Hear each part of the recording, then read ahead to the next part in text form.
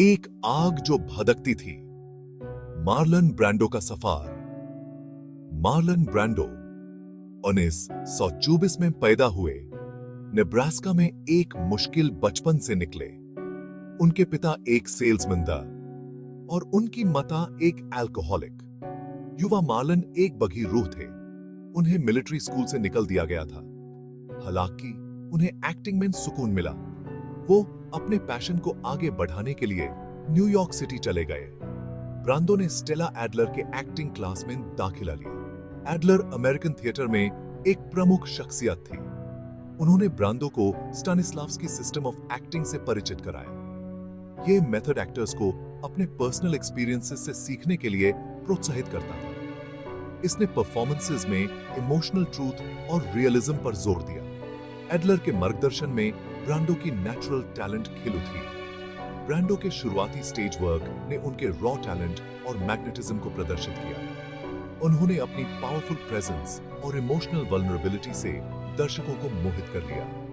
उनका break through role 1957 में a streetcar named Desire के साथ आया। स्टैनली कोवाल्स्की, एक ब्रूटिश येट कैरिस्मेटिक कैरेक्टर का उनका पोर्ट्रेयल उन्हें शोहरत की बुलंदियों पर ले गया। स्टेज और स्क्रीन पर ब्रांडो एक क्रांति की मशाल। A streetcar named Desire American theatre में एक टर्निंग पॉइंट था। ब्रांडो का परफॉर्मेंस इलेक्ट्रीफाइंग था। वो रोल में एक रॉ एनिमलिस्टिक एनर्जी लाए। स्टैनली कोवाल्स्की के उनके पोर्ट्रेयल ने कन्वेंशनल एक्टिंग नॉर्म्स को चुनौती दी। स्टेज पर ब्रांडो की सफलता जल्दी ही सिल्वर स्क्रीन पर आ गई।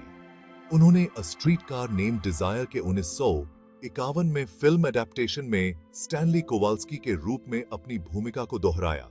उनके परफॉर्मेंस ने उन्हें अकेडमी अवार्ड नॉमिनेशन दिलाया। इसने एक सिनेमैटिक आइकन के रूप में उनके रजशासन की शुरुआत की। 1950 के दौर में ब्रांडो ने 1952 में वीवा ज़पाता और 1956 में ऑन द वाटरफ्रंट जैसी फिल्म्स में पावरफुल परफॉर्मेंसेस की झंकार लगा दी। उन्होंने क्रिटिकल अक्लेम और कई अवार्ड्स हासिल किए। उनके परफॉर्मेंसेस ने सोसाइटल नॉर्म्स को चुनौती दी। वो अक्सर ऐसे कैरेक्टर्स पोर्ट्रे करते थे जो आउटसाइडर्स या रेबल्स होते थे।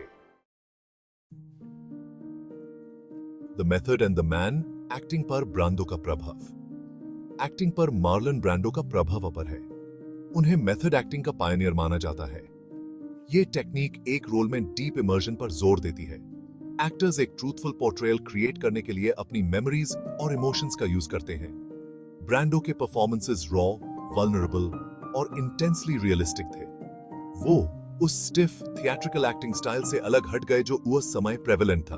वो अपने रोल्स में नेचुरलिज्म और इमोशनल डेप्थ का एक नया लेवल लाए। ब्रांडो का प्रभाव उन काउंटलेस एक्टर्स के काम में देखा जा सकता है जो उनके बाद आए। जेम्स डीन, एल पचिनो और रॉबर्ट डी नीरो सभी ब्रांडो को एक मेजर इन्फ्लुएंस मानते हैं। उनकी लेगेसी आज भी एक्टर्स की जेनरेशंस को इंस्पायर करती है। एक महान हस्ती की चारों में कदम रखना। ब्रांडो के रूप में बिली ज़ेन। मार्लन ब्रांडो जैसे आइकन को पोर्ट्रे करना किसी भी एक्टर के लिए एक डॉन्टिंग टास्क है। बिली ज़ेन ने बायोपिक ब्रांडो में इस चुनौती को स्वीकार किया। ज़ेन, जो टाइटैनिक और द फैंटम में अपने रोल्स के लिए जाने जाते हैं, लेजेंडरी एक्टर को एम्बॉडी करने के लिए एक सिग्निफिकेंट ट्रांसफॉर्मेशन से गुजरे। ज़ेन की तैयारी में एक्सटेंसिव रिसर्च और फिजिकल ट्रेनिंग शामिल थी। उन्होंने ब्रांडो की फिल्म्स और इंटरव्यूज का अध्ययन किया। उन्होंने ब्रांडो की डिस्टिंक्टिव वॉइस को कैप्चर करने के लिए एक डायलेक्ट कोच के साथ काम किया। ज़ाने ने ब्रांडो के फिजिक से मैच करने के लिए अपने लेटर ईयर्स में वेट गेन किया।